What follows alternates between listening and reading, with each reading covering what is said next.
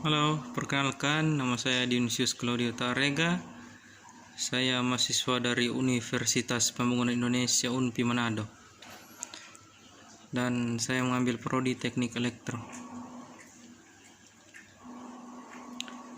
Di sini kita akan membahas tentang hukum gerak Newton. Hukum gerak Newton yaitu 3 hukum fisika yang menjadi landasan mekanik klasik.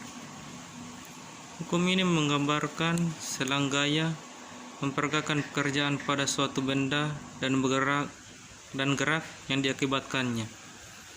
Hukum ini telah dituliskan dengan pembahasan yang berbeda-beda dan dapat dirangkum sebagai berikut: hukum Newton pertama, hukum Newton kedua, hukum Newton ketiga. Kita masuk pada hukum Newton yang pertama.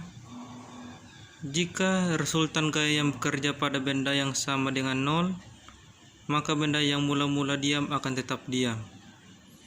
Benda yang mula-mula bergerak lurus beraturan akan tetap lurus beraturan dengan kecepatan tetap. Contohnya, saat naik mobil yang bergerak cepat lalu direm, maka penumpang otomatis terdorong ke depan. Masuk pada hukum Newton yang kedua, percepatan dalam tanda kurung perubahan dari kecepatan dari suatu benda akan sebanding dengan resultan gaya dalam tanda kurung jumlah gaya yang bekerja pada benda tersebut dan berbanding balik dengan massa benda. Contohnya, pada waktu melempar batu secara vertikal ke atas, awalnya batu melaju konstan ke atas lalu melambat dan berhenti akibat adanya gaya gravitasi. Lanjut di hukum Newton yang ketiga, setiap aksi akan menimbulkan reaksi.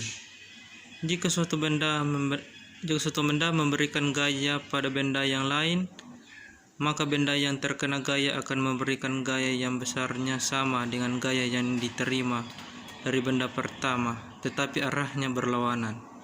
Contohnya, bisa dilihat saat memukul paku memakai palu. Palu adalah gaya aksi dan gaya dari paku merupakan gaya reaksi dari permukaan melalui palu. Sekian dan terima kasih dari saya. Pesan untuk teman-teman jika ingin melanjutkan sekolah di perguruan tinggi, saya berharap untuk segera mendaftarkan diri di Universitas Pembangunan Indonesia UNPI Manado. Terima kasih.